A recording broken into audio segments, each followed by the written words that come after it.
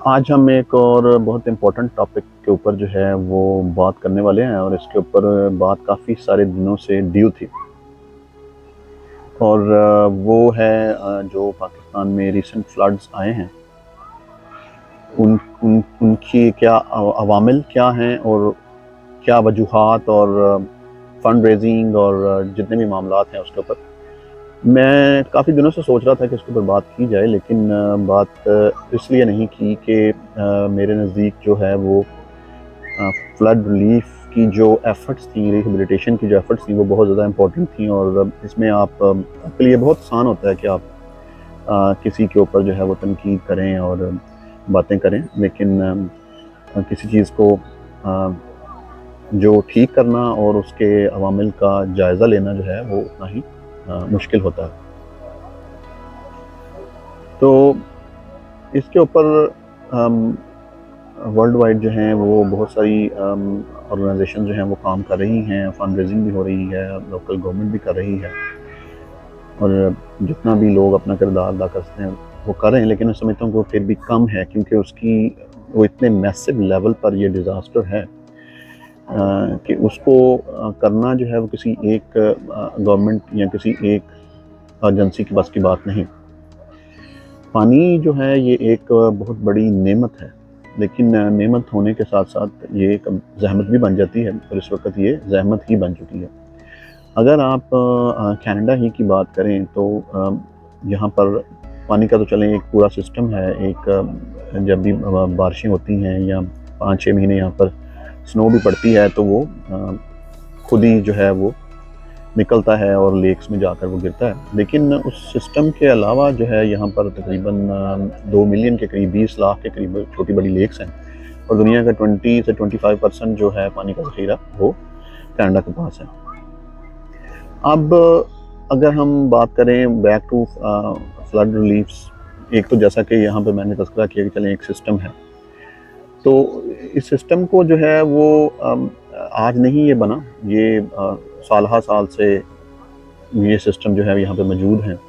तो ये सिस्टम्स जो हैं ये वहाँ पर भी बन सकते हैं, लेकिन बहुत सारी चीज़ें जो हैं वो उसके लिए आपको दरकार हैं। ऑफ कोर्स सबसे पहले तो आपके वसाइल ही जो हैं वो इतने नहीं, लेकिन करने वाले बहुत से काम हैं जो किए जा सकते हैं। तो अब सबसे पहले तो जो इतना मैसिव स्केल पे जो डिज़ास्टर है उसकी बात कर लें कि 3 करोड़ 30 लाख के करीब जो हैं वो लोग डायरेक्टली जो हैं वो उससे अफेक्टेड हुए हैं और 1350 के करीब लोग अपनी जान से जा चुके हैं, जिनमें 450 के करीब बच्चे भी शामिल हैं और मिलियंस में जो हैं वो लाइफ स्टॉक जो हैं वो या तो पानी में बह गए हैं या वो अपनी जान से गए। तो एक पूरे का पूरा एक 1/3 जो है वो एरिया वो वाइप आउट हो चुका है। तो इस सिलसिले में कनाडा की तरफ से मेंबर ऑफ़ पार्लियामेंट जो हैं शफ़क़त महमूद, इकरा खालिद, सलमा ज़ाहिद और जो मिनिस्टर हैं हरजीत सजन, वो पाकिस्तान के दौरे पर पिछले दिनों और वो अपनी आँखों से ये हाल अहवाल जो है वहाँ पर देख कर आए हैं और एक बहुत बड़ी तबाही की दास्तान वो सुना रहे हैं। तो इस सिलसिले में कनाडा ने जो इक़दाम किए थे उसमें पहले $5 मिलियन इमदाद का ऐलान किया। साल 2 को बहुत कम थी, लेकिन अब उस सूरत हाल को देखने के बाद उन्होंने $25 मिलियन जो है वो इमदाद का ऐलान किया। और इससे अपार्ट फ्राम दैट जो एक अच्छी चीज़ थी वो ये कि गवर्नमेंट ऑफ कनाडा ने कहा कि हम लोग जितने भी फंड्स खुद अपनी तरफ से रेज़ करेंगे उतने ही फंड्स जो हैं वो गवर्नमेंट ऑफ कनाडा उसको मैच करेगी, जो कि एक अमेजिंग चीज़ है। ये 2010 के फ्लड रिलीफ एफर्ट्स में भी गवर्नमेंट ऑफ कनाडा ने ये किया था और ये एक अच्छा इंसानी जेस्चर है। इसीलिए मैं हमेशा कहता हूँ कि humanity does not have any borders. तो इसमें ये जो नेचुरल डिज़ास्टर्स होते हैं वो आज किसी के ऊपर हैं तो कल को किसी और के साथ भी ऐसा हो सकता है। तो हमें एक दूसरे की मदद जो है वो करनी चाहिए। सारी दुनिया में लोग एक ही तरह की ऑक्सीजन लेते हैं और एक ही तरह का रेड कलर का ब्लड है सबका। तो ये जो डिफरेंसेस और ये चीज़ें जो हैं ऐसे मौक़ों पर हमें भुला देनी चाहिए और सबसे पहले हमें इत्तेहाद और यगानगत का मुज़ाहरा करना चाहिए, क्योंकि एक हुए थे तो बना था पाकिस्तान और एक होंगे तो बनेगा पाकिस्तान। तो इस सिलसिले में सबसे पहले तो हमें मत्थे धोने की ज़रूरत है और फिर फ्लड रिलीफ की जो एफर्ट्स हैं उनको तेज़ करने की ज़रूरत है। जो बैरूनी ममालिक हैं यहाँ पर बहुत सारी जो हैं ऑर्गेनाइजेशन काम कर रही हैं और फ्रंट लीफ की एफर्ट्स जो हैं वो भी नज़र आ रही हैं, और सिलसिले में अपने तौर पर हम भी जो कर सकते हैं वो कर रहे हैं। और हमने भी वहाँ पर एक लाइक माइंडेड पीपल जो हैं उन्होंने मिलकर एक organization rose resource of social empowerment के नाम से बनाई हुई है, और हम उसके प्लेटफॉर्म से भी जो हैं वो फंड्स इकट्ठा कर रहे हैं, लोगों से अपील कर रहे हैं। और ऑलरेडी हम राजनपुर में विज़िट भी कर चुके हैं, और वहाँ पर जो कुछ भी हमने कलेक्शंस की थी वो मेडिकल कैंप की सूरत में और राशन की सूरत में हम लोग जा चुके हैं, और मज़ीद हम उसके लिए फंड्स इकट्ठे कर रहे हैं। तो मैं इसमें अब एक आप मीडिया से और आप लोगों से एक और भी रिक्वेस्ट करूंगा कि जब अर्ली डेज थे फ्लड के, तो उस वक्त लोग इस बात पर शुरू हो गए थे कि ये डैम्स ना बनने की वजह से ये हुआ और उसका कौन जिम्मेदार था या नहीं था। ब्लेम गेम जो है it's always easy, it's very easy किसी को ब्लेम करना, लेकिन किसी काम को कंस्ट्रक्टिवली करना और उसका सलूशन निकालना जो है वो ऑलवेज़ वेरी हार्ड।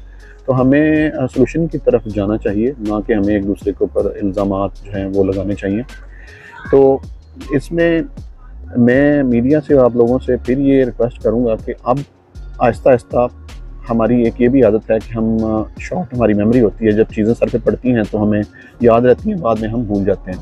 तो हमें हमारी ये भी ज़िम्मेदारी है कि हम इस चीज़ को उजागर करके रखें कि अब अगर चाहे ये डैम ना बनने की वजह से है, या ये एक मौसमियाती तब्दीली है, या ये ग्लोबल वार्मिंग के असरात हैं, जो भी हैं, कम दरख्तों का कम होना, जंगलात का कटाव, बहुत सारी चीज़ें इसके अंदर शामिल हैं, ग्लेशियर्स का पिघलना। तो इन सारी चीज़ों को हमें जो है वो उजागर करने की ज़रूरत है और इनको अलाइव करने की ज़रूरत है, ताकि जो भी मुतल्लिका अदारे हैं, जो रिस्पॉन्सिबल पीपल हैं इन चीज़ों के, वो इसको फिर से भूल ना जाएं। क्योंकि हमारी मेमोरी, जैसे कि मैंने पहले कहा, वो बहुत मुख्तसर मेमोरी होती है, शॉर्ट टर्म मेमोरी होती है। हम चीज़ों को भुला देते हैं, और जब सर पे पड़ती हैं तो उस वक्त हमें फिर याद आता है कि ये काम जो है हमने करना है। तो इसमें अब हमें लॉन्ग टर्म प्लानिंग की ज़रूरत है, इसमें लॉन्ग टर्म प्लानिंग की जाए।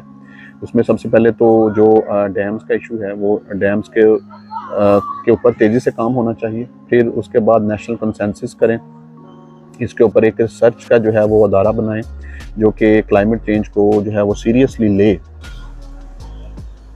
क्लाइमेट चेंज जो है वो एक बहुत ही सीरियस मामला है, और कनाडा और यूरोपीय ममालिक इसे ऑलरेडी सीरियसली ले रहे हैं। आल्दो के ग्लोबल वार्मिंग में इन लोगों का किरदार जो है वो ज़्यादा है पाकिस्तान से और दूसरे जो तरक्की पज़ीर ममालिक हैं, लेकिन फिर भी यहाँ पर रिसर्च हो रही है, काम हो रहा है और इसको सीरियसली लिया जा रहा है। हमारा एक अलमिया ये भी है कि हम रिसर्च वर्क में जो है वो उसमें बहुत पीछे हैं, और हमारे एक्सपर्ट्स जो हैं वो इसमें कम हैं। तो इसमें लॉन्ग टर्म प्लानिंग में एक चीज़ तो ये होनी चाहिए कि यूनिवर्सिटीज़ और कॉलेजेस में इसको एज सब्जेक्ट जो है क्लाइमेट चेंज को भी इंट्रोड्यूस किया जाए, ग्लोबल वार्मिंग, क्लाइमेट चेंज। और मैं तो अक्सर कहता हूँ कि इवन जो करप्शन है हमारे मुल्क का सबसे बड़ा मसला, आल्दो कि अभी आज ये टॉपिक नहीं है, लेकिन फिर भी उसको भी एक एज सब्जेक्ट होना चाहिए, ताकि हमारी नई नस्ल को उसके ऊपर एक गाइडलाइन मिल सके कि हमें क्या करना है और इसे किस तरह से बचना है। फिर ही मुल्क जो है वो लॉन्ग टर्म बुनियादों पर जो है वो तरक्की कर सकेगा। तो क्लाइमेट चेंज के ऊपर जैसे हम बात कर रहे हैं कि लॉन्ग टर्म पॉलिसी उसके ऊपर बननी चाहिए, और यूनिवर्सिटीज़ में उसके ऊपर रिसर्च होनी चाहिए। और मेरी उसके अंदर एक और रिकमेंडेशन ये भी है कि गवर्नमेंट को चाहिए कि वो HEC के अंदर जो इंटेलेक्चुअल्स हैं, जो स्टूडेंट्स हैं या एक्सपर्ट्स हैं, उनको बाहर भेजें ट्रेनिंग के लिए। वो ट्रेनिंग लेकर आएँ और फिर वो वापस आकर उन चीज़ों को इम्प्लीमेंट करें, और पॉलिसीज़ बनाएं, प्रोसीजर्स बनाएं, और लोगों को ट्रेनिंग दें। ये एक चेन रिएक्शन होता है। इस तरह से अगर आपके 50 लोग या 100 लोग ट्रेनिंग लेकर वापस आएँ और वो आगे मज़ीद हर बंदा जो है वो 10-10 लोगों को ट्रेनिंग दे, तो ये एक सिलसिला चल निकलता है, जिसको कि हम और बहुत सारे शोबों में भी स्ट्रेटजी को यूज़ कर सकते हैं, अगर कोई सिंसियर बंदा हो और अगर कोई ये काम करना चाहे तो। फिर उसके बाद क्लाइमेट चेंज और ग्लोबल वार्मिंग में जो और एक इम्पोर्टेंट चीज़ है वो ग्रीनरी है, ये जंगलात हैं।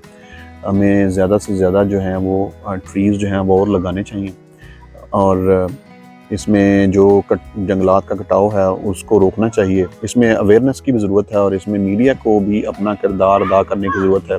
ऐसा ना हो हमेशा की तरह के जब ये कुछ और वीक्स या मंथ्स गुजरें और मीडिया भी इसको बुला दे और अथॉरिटीज़ भी इसको बुला दें, ऐसा नहीं होना चाहिए। तो इस चीज़ को भी उजागर करना चाहिए, मीडिया को भी अपनी ज़िम्मेदारी का एहसास करना चाहिए। ये हमारा मुल्क है और हम इसी की वजह से हैं। अगर मुल्क नहीं होगा तो ये मीडिया भी नहीं रहेगा। और इसी तरह से जो हमारे शोबिज़ के लोग हैं उनको भी इसमें अपना किरदार अदा करना चाहिए। आजकल जैसा कि कनाडा में भी ये चल रहा है जी कि हम टीवी के अवार्ड्स हो रहे हैं और उसमें बड़ी हाइप क्रिएट हुई है, गहमा गहमी हो रही है।